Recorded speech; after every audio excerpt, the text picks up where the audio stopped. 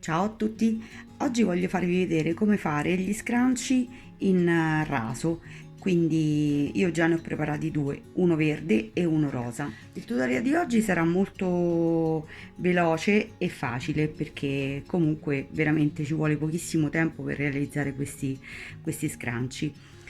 Vi ricordo sempre di iscrivervi al canale se non lo avete già fatto, di condividere il video se vi piace e di lasciare un commento per farmi sapere appunto cosa ne pensate del video, se vi è stato utile, se avete trovato problemi oppure se è andato tutto quanto bene nel realizzare appunto questi scrunchie. Vi ricordo inoltre di attivare la campanella perché solo così riuscite ad essere aggiornati sulle uscite appunto dei nuovi video. Bene, detto ciò, mettiamoci al lavoro. Come ho detto prima, per realizzare questi scrunchie servirà davvero poco. Quello che io ho usato qui è una maglina, sostanzialmente, infatti è leggermente elastica, mentre invece il raso che andrò ad utilizzare oggi sarà un raso, diciamo, non elastico. Per realizzare appunto lo scrunchie di oggi io ho tagliato un pezzo di raso, vi faccio vedere appunto questo qui non è elastico, e ho tagliato 80 cm di lunghezza per 15 di altezza. Ovviamente se voi lo volete più importante potete arrivare a tagliare anche fino a 1 metro di lunghezza e 18 di altezza. Ora metterò dritto su dritto il mio pezzo di raso e dovremo cucire qui, ma qui dovremo lasciare un'apertura e vi faccio vedere come. Quindi più o meno io lascerò 1 centimetro di margine una volta che avrò messo appunto dritto contro dritto, e ad 1 centimetro più o meno farò un segno a 3 centimetri e poi a 5. Questa qui sarà la mia apertura. Qui e qui farò una cucitura. Quindi ora faremo una cucitura appunto che va da qui a qui e poi da qui fino a giù, lasciando 1 centimetro. Per fare questa cucitura io utilizzerò un ago sottile e un punto dritto. Sposterò l'ago qui.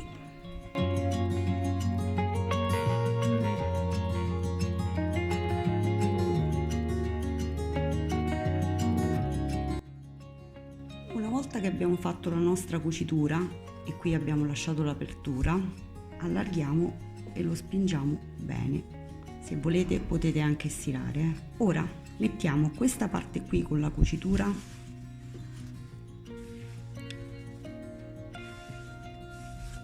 in sotto ed ecco qui, vedete, qui c'è l'apertura e qui abbiamo la nostra cucitura ben appiattita.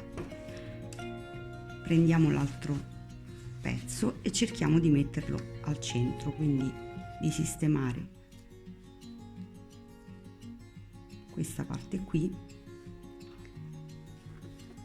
con la cucitura che venga al centro. Adesso faremo 2 rotolini così e così,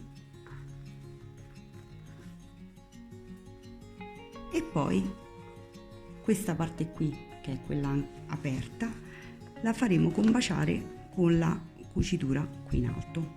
Vedete? Se avete paura che si tolga, utilizzate uno spillo per fissare o una mollettina. A questo punto noi andremo a cucire il bordo che deve combaciare, stando attenti a non prendere il tessuto che è all'interno. Dobbiamo fare tutto quanto il perimetro qui. Cominceremo a cucire 1 o 2 centimetri prima della cucitura. Io farò sempre a bordo piedino, ma questa volta l'ago lo metto al centro, quindi sarà una cucitura che non sarà più di 1 centimetro ma leggermente più piccola, a 0,7. Ricordatevi sempre di fare l'avanti e indietro.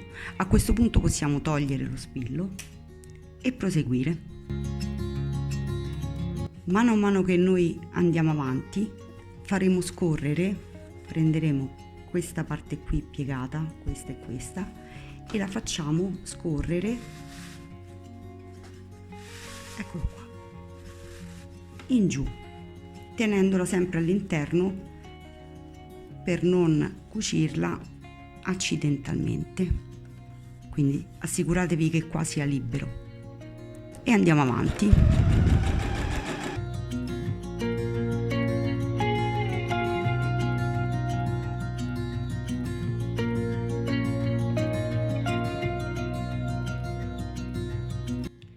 A questo punto noi ci troviamo in questa situazione qui, quindi siamo passati sopra alla cucitura, abbiamo unito appunto la cucitura e quindi è chiuso.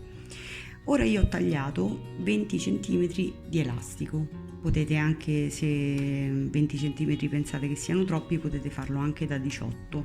Prendo una spilla, inserisco appunto l'elastico e faccio passare da questo buco qui, che prima facevo scorrere, faccio passare il mio elastico. È semplicissimo. Cercando di non far ruotare l'elastico, quindi mantenendolo piatto. Adesso, diciamo per 1 centimetro, così, noi faremo una cucitura qui, non così, ma così, per mantenere l'elasticità. Si può usare sia un punto dritto che un punto zig zag.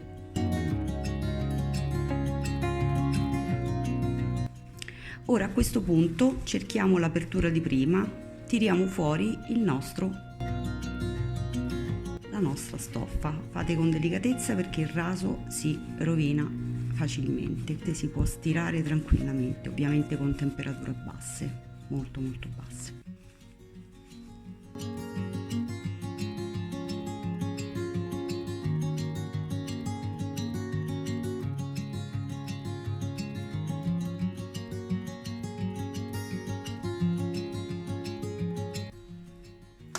Ed ecco qua il nostro scrunchie. Noi possiamo scegliere tranquillamente, lo sistemiamo, e possiamo scegliere se fare una cucitura a macchina oppure una cucitura a mano con un punto invisibile.